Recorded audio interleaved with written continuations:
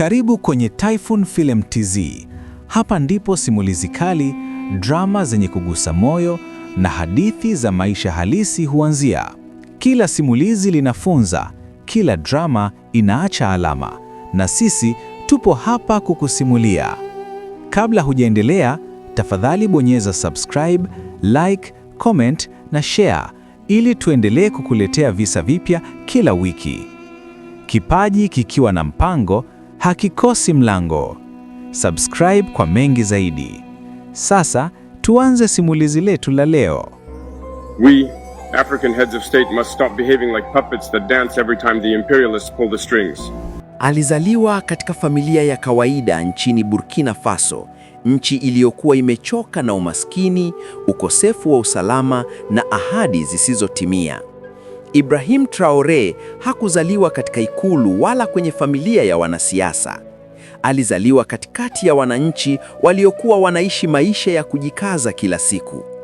Akiwa mtoto, Traoré aliona kwa macho yake jinsi nchi yake ilivyokuwa na rasilimali, lakini watu wake wakibaki maskini.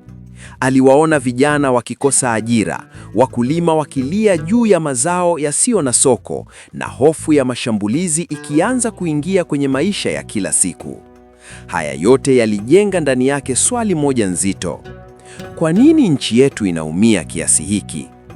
Shuleni, Traoré hakuwa mwanafunzi wa makeke. Alijulikana kama mtu mtulivu, mwenye kusikiliza zaidi kuliko kuzungumza. Lakini waliomjua waligundua kitu kimoja: alikuwa na nidhamu kali na uzalendo wa dhati. Alipofikia umri wa ujana, aliamua kujiunga na jeshi, akiamini kuwa hapo ndipo angeweza kulitumikia taifa lake kwa vitendo. Ndani ya jeshi, Traoré alipitia mafunzo magumu. Alijifunza nidhamu, uongozi na maana ya kulinda maisha ya wengine. Alitumwa katika maeneo hatarishi, akashuhudia vifo vya wenzake na akaona jinsi askari walivyotumwa vitani bila maandalizi ya kutosha. Kila alichokiona kilizidi kumuumiza moyoni. Kadri hali ya usalama ilivyozidi kuzorota nchini Burkina Faso, ndivyo imani ya wananchi kwa serikali ilivyopungua. Mashambulizi yaliongezeka, ahadi zilibaki maneno, na askari waliendelea kufa. Ndani ya kambi za kijeshi, minong'ono ilianza, siyo ya uasi, bali ya kukata tamaa. Traoré hakuwa mtu wa maneno mengi, lakini alipozungumza, alizungumza kwa uzito. Aliwauliza viongozi wake maswali magumu. Kwa nini tunapigana bila silaha za kutosha? Kwa nini askari wanakufa huku viongozi wakiwa salama? Maswali hayo hayakupendwa na wote. Wakati taifa likizidi kuzama kwenye hofu na sintofahamu, kundi la maafisa vijana lilianza kuamini kuwa mfumo uliokuwepo haukuwa tena suluhisho.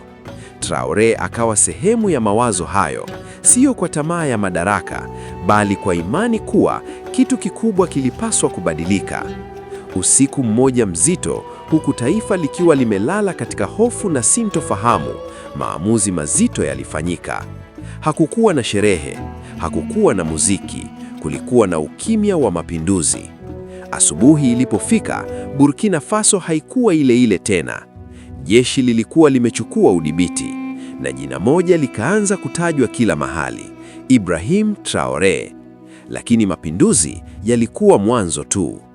Katika sehemu ya pili tutajua alipochukua madaraka ni maamuzi gani ya haraka aliyofanya, kwa nini alilinganishwa na Thomas Sankara, na kwa nini dunia ilianza kumwangalia kijana huyu kwa hofu na matumaini kwa wakati mmoja. Usisahau kusubscribe kwenye chaneli yetu Typhoon Film TZ. Asante.